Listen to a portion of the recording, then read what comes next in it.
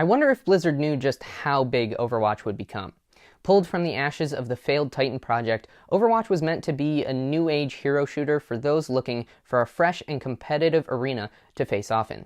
But since that fateful day in May of 2016, Overwatch has grown to not only become one of the biggest games in the competitive space, but has also made its way into the mainstream. People have taken to Overwatch's unique art style, the lore of its world, and fallen in love with every aspect of it. Honestly, you don't have to be a competitive gamer, or even a gamer at all, to enjoy what the Overwatch team spent years crafting.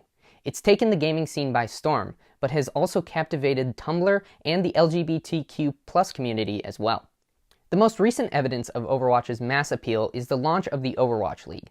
Blizzard created the Overwatch League in partnership with Major League Gaming, and it's one of the biggest esports projects ever, with 12 teams owned by brands like Optic, Cloud9, and even the New England Patriots, as well as a massive arena and an average of over 100,000 concurrent viewers every night on Twitch. It's a big deal, and one of the easiest to get into competitive games out there.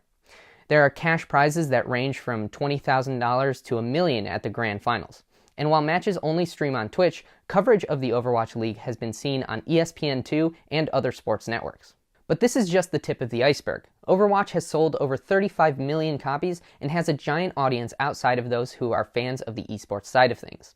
With any fan base, there are always those who enjoy creating fan art, working on theories, and of course, shipping. Tumblr is the place to be if you're one of these people, and the Overwatch Tumblr community is one of the most active I've ever seen. They share theories about the lore, new characters that might be coming to the game, and maybe more than anything, which characters they think might be in love. Personally, big fan of Pharah Mercy. But also Genji Mercy. Anyway, these shippers will just as soon get down into the nitty-gritty of the Overwatch world as well. They dissect the comics, animated shorts, and the occasional ARG to learn as much as they can about the characters that they've fallen in love with. And the craziest part is, this is all for a competitive hero shooter with no campaign. The only gameplay that allows you to play through any sort of story mission are the Uprising and Retribution modes, which are great, but aren't even close to a full-fledged campaign. What they've done in terms of world building despite this is incredible. Those comics and animated features tell stories of Overwatch's heroics before the war, the ensuing Omnic War, and the more recent post-war era.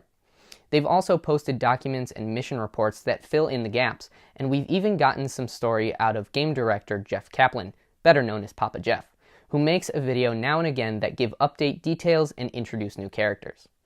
Each of these routes take us to new places, new times, and have us meeting new people who are integral to the story and connect us to the world that they are building. So it's really the characters and world of Overwatch that make the game such a phenomenon. Any shooter can have good mechanics, interesting abilities, and a ton of game modes. They can have a competitive system and esports teams, but usually these games lack a story, usually don't have a unique art style, and might not do much world building at all. Two prime examples of this are Call of Duty and Rainbow Six Siege. While both of these series are successful in their own rights, the die-hard communities are only there for the game itself. And by that, I mean the parts of the game they love are the mechanics, the feel, and the gameplay. But the world and characters in these games are never given much depth. This is especially true in Call of Duty, where this year's Black Ops 4 might not even have a campaign at all, the franchise's only way of giving canonical context to the multiplayer. Rainbow Six Siege is a closer comparison to Overwatch, as it's somewhat of a hero shooter, but these heroes don't get a lot of backstory or context themselves. I'm not trying to make light of these games. Call of Duty is the biggest and probably the most well-known gaming franchise of all time, and Rainbow Six Siege has risen to glory after stumbling out of the gates. What I'm trying to say is that Overwatch has done something special, and I think it's the key to sustaining itself for a very long time. Call of Duty's loose, objective gameplay doesn't suit itself to esports as well as the team-oriented styles of Overwatch and Rainbow Six do, and because of that, I don't think Call of Duty esports will be able to survive. Rainbow Six has interesting team-based gameplay that will allow its esports to stick around, but it lacks the subgenre of fans that are in it for the story, world, and yes, romance that Overwatch brings with it. Overwatch will be able to stand the test of time as it not only develops new game modes, playable characters, and its billion-dollar Overwatch League, but also as it defines the story of its world, the characters who inhabit it, and the portrayal of its optimistic far future. The reason this trifecta of gameplay, esports, and world building works so well is because there's a sort of feedback loop of fandom that occurs. Players who were once just there for the gameplay have now fallen in love with the characters and scour the Reddit for the latest fan art and skin concepts. The Tumblr user who stumbled upon that same fan art has now become interested in the game and watches the Overwatch League even though they're not a gamer. And the esports fan interested in the biggest venture into the medium, the Overwatch League, has now bought the game and become a big fan. He actually tried to chase him down. We know Coolman is deadly with that blaster.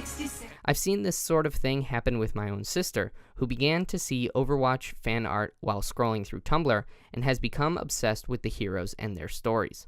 I think this goes to show just how important building this kind of audience is. Fans that are not only invested in the gameplay of the game, but also the story it tells while you play it is paramount in the attempt to keep a multiplayer game relevant. So long as Jeff and the rest of the team are able to keep it up in terms of delivering quality gameplay, new characters that are both fun to play and interesting additions to the overall story, and keep the Overwatch League feeling fresh and interesting, Overwatch will be able to sustain itself for many, many years. Blizzard is already known for making games like this, so I'm beyond excited to see what's in store for Overwatch and hope that they are able to keep it going for years to come. It's amazing to see a game nail every aspect of what they're trying to do, and if anyone's going to do it right, I think it's going to be the Overwatch team and Papa Jeff.